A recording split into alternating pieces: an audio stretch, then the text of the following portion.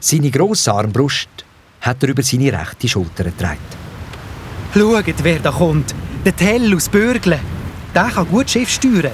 Soll es den doch wagen und euch überführen? Grüß die Fischer. Wer ist der Mann, der um Hilfe fleht? Es ist ein Bauer, der sich verteidigt und den Vogt Wolferschiess mit dem Bieli erschlagen hat, weil der Tier von seiner Frau in den Dreck gezogen hat. Jetzt sind ihm die Soldaten vom Kaiser auf den Fersen und er sucht Zuflucht auch nicht am See. Bei diesem Sturm kann ich ihn aber nicht sicher überführen. Warum nicht, Fischer? Wenn Not herrscht, muss man es versuchen. In den Höllenschlund soll ich mich stürzen. Das mich niemand, der bei Sinnen ist. Ein braver Mann denkt zuletzt an sich selber. Vertrau auf Gott und hilf ihm. Du hast gut reden. Versuch's doch du bei diesem Sturm. In Gottes Namen. Lass mich ans Ruder. Komm, Bauer, wir probieren's. Der Tell hat das Boot mit dem Baumgarten drin über die stürmische See geführt. Meterhohe Wellen haben sich wütig vor dem Boot auftürmt und droht, alles unter ihnen zu verschlingen und zu begraben. Blitz haben den nächtlichen Himmel erleuchtet und der Donner hat darauf ein grauenhaftes Grollen von sich gegeben.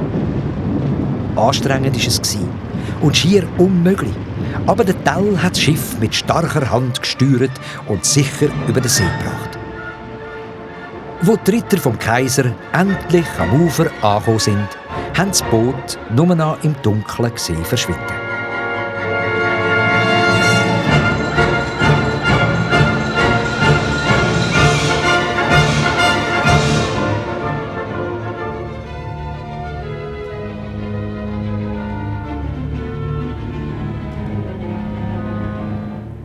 Sicher ist der Tell mit dem Konrad Baumgarten über den See gekommen und das Unwetter war auch vorbei.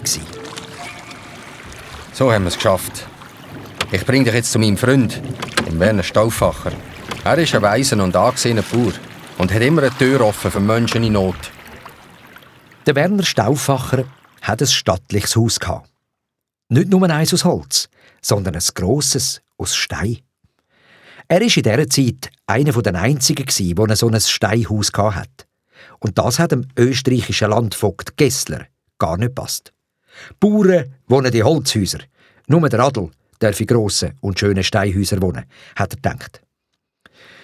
Der Gessler war ein kleiner Mann mit einem zerfurchten Gesicht und kleinen, hinterlistigen Augen. Er hatte ganz dünne Lippen und eine grosse, spitzige Nase. Meistens hat er einen schwarzen Hut auf dem Kopf getragen und war auch sonst fast ganz schwarz angelegt. An seinem Gurt hat er ein grosses Schwert getragen und in der Hand hat er immer einen Stock gehabt, für den Fall, wenn ihm mal das Ross nicht mehr folgen wollte.